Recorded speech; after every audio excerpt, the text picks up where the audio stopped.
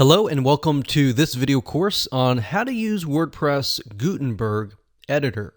So we're going to go in depth. So if you don't know how to use the editor and you know a little bit, we're going to dive in a lot deeper.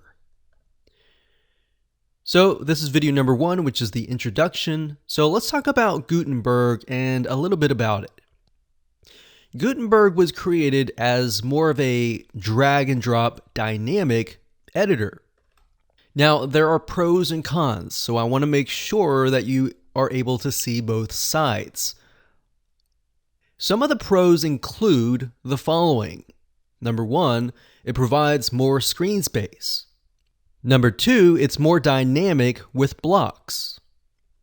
And number 3, blocks are fun to use. So when I talk about blocks, I'm talking about image blocks, audio blocks, and different types of blocks that fit different media. And we'll talk more about that in just a second. And what's cool about this is you can drag and drop them, you can move them around very, very easily.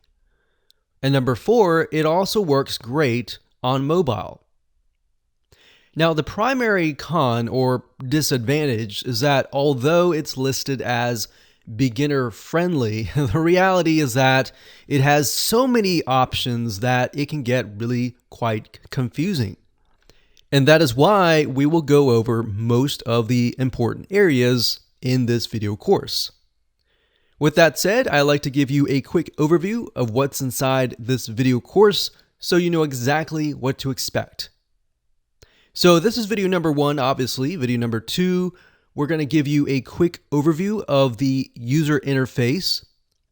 Video number 3, we're going to talk about the different types of blocks so that you're aware of the many blocks that are available to you.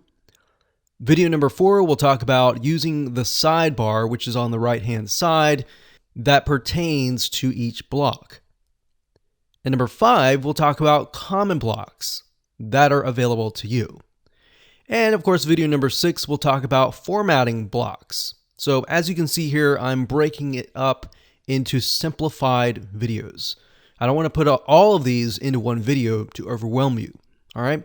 So video number 7, we'll talk about layout elements. And video number 8, we'll talk about if you're not ready for Gutenberg and you do not like the editor after you've seen all of this, how do you go about disabling it? How do you go about reverting to the old classic editor? And this is a big thing. A lot of people do not like Gutenberg, so they prefer to go back to the classic editor.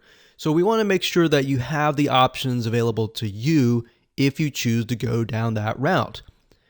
And of course, last but not least, we got video number 9, which is more editor options.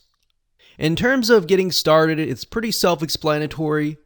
All you need to have is a WordPress site with administrator access, because we are going to log in to the WordPress administrator dashboard and I'll show you around.